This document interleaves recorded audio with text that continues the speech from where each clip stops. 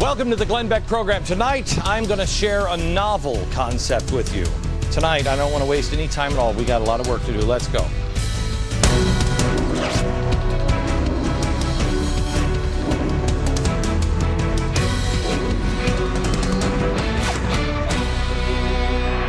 Hello, America.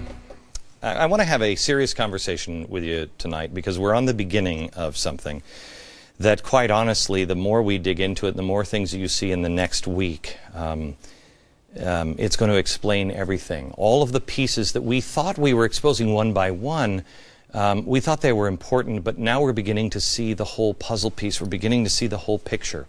And as I told you last night, when some of these pieces started to come in, one of our producers who gets it, I think it just really hit home with her, and I went over to her cubicle, and she had tears in her eyes because she realized, as she said to me, what all of this means. It's one thing to say, hey, I think you have cancer. It's another to then get confirmation of it. We are calling this Crime Inc. You don't want to miss a single episode, and I thank you so much for going out on the internet last night and finding so much stuff and sending it to us in our tip line. You will not believe what we are finding and all the thousands of tips we are getting. Please, when you find something on the internet, please do not send us a link. You've got to burn some of this stuff to a DVD. You can send us the hyperlink, but if it has been scrubbed or if it's been lost off the internet, we need screenshots and we need the actual video. So if you find it, please screenshot it and burn it to a DVD. Send us the link and we'll contact you if it's no longer there. Now, in the next few days, in the next few weeks, if you know somebody who's on the fence, or if you yourself are not sure, I am not asking you to believe anything that I am saying. I am asking you to think about it. I am asking you to look at it. I'm asking you to explain it any other way. Because in the next week or so, I'm not going to just roll out in Crime Inc. Just one thing. This is beginning to explain everything that is going on. And it is either the most elaborate set of coincidence or it is something else. And if it is indeed what we all believe it is, I asked one of my producers today, how do you expose this and live? And he said, you better make sure it's right and take it down because you don't wound this. Explain it any other way. Tonight I want to go back a little bit and I want to just show you some of the people that we have talked about in the last year, because I think people have gotten numb and we're now able to put actions behind things that people dismissed. But I want to go back to some of the main players. For instance, a year ago, if I told you that there was a 9/11 truther in the White House, or a communist in the White House, or somebody who was running our manufacturing section that didn't believe in capitalism, or somebody who liked Chairman Mao, or somebody who wanted to legally limit free speech, or someone who wanted government operatives to infiltrate any group that disagreed with the administration. Government operatives. If I told you one of those people existed, it would have been a bad thing. And people would have done what people did with Van Jones. They stepped up. And Van Jones was not discredited. He was just moved. But if I told you these things in dribs and drabs because we were figuring it out at the time and spread it out over a year, America might become numb to what it really means.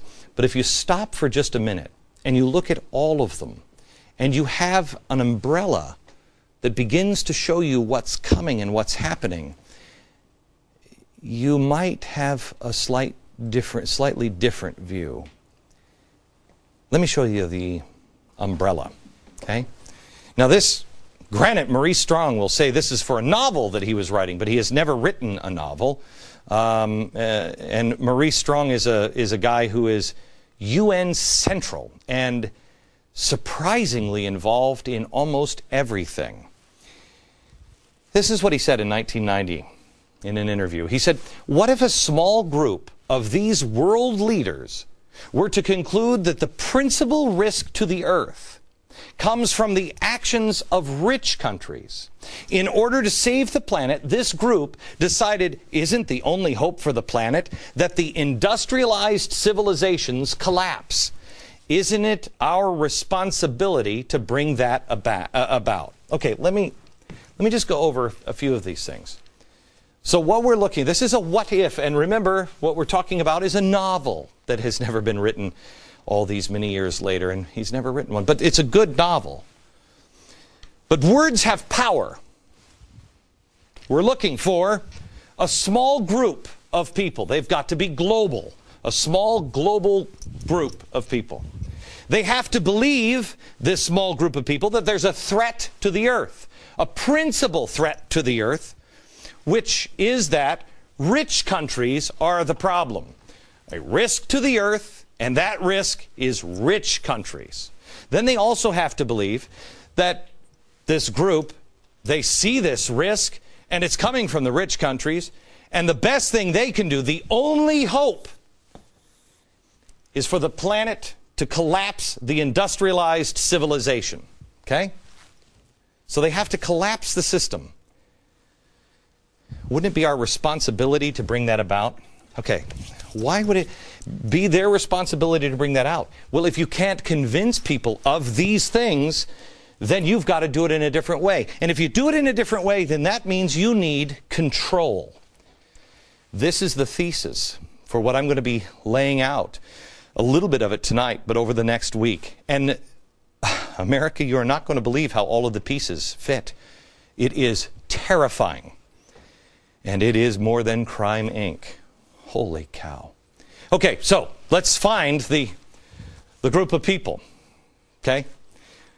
The group of people that believe in Cloward and Piven, because you got to collapse the industrialized civilization. I mean, I don't even think I need to explain this one. Our deficit for April, it just came out, was more than $82 billion. That is 4 times more than the April deficit 1 year ago, and 2 times more than what they projected in worst case scenarios. Cloward and Piven. But there's another way to collapse a system, to fundamentally transform it. If you're a system that has wealth and understands wealth and the free market, you just stop the free market and take away the wealth. But if you do that, you better do it quickly, and you better hope that somebody doesn't begin to expose it. But if somebody does expose it, you better stop it. You better stop anyone, any kind of dissent, control them. Because you're not just fundamentally transforming the country, you're transforming lives. Tonight I want to begin to introduce you to the ones you already know, all the president's men. And let's see what they all have in common. Let's see what kind of picture all these little puzzle pieces make. Do they fit with each other? This is more than just having a few things in common. These are fundamental principles. And some of the things that we've told you have been denied or dismissed over and over again. But when they're separate, it's easier to believe the denial. But when you start looking to them as a collection, you start to see, wait a minute, I don't believe that. For instance, Van Jones, when he was caught on tape, 9/11 truther, and he had a 9/11 truther, you know, his signature on a list, his excuse, he said he just didn't know what he was signing. He was tricked into signing it, and he thought he was helping 9/11 families. Got that? John Holdren. His radical views on forced abortions and sterilizing the drinking water were under scrutiny. His staff said, this is material it came out in the 1970s, and it's all academic. Okay, you could believe that, and many senators and many people in America still do. But then we found this guy yesterday who has the same kind of views. Okay? When you had Barack Obama sitting in a pew with a pastor for 20 years, that was a Jew-hating, crazy guy. Hates America. Nobody wants to think that the President of the United States has any of those views. So he says, I wasn't aware of those statements. Now, I find that hard to believe that Jeremiah Wright can open his mouth for 20 seconds without saying something crazy, let alone 20 years. But again, by itself, you believe it. By itself, you might buy it. By itself, you might buy it.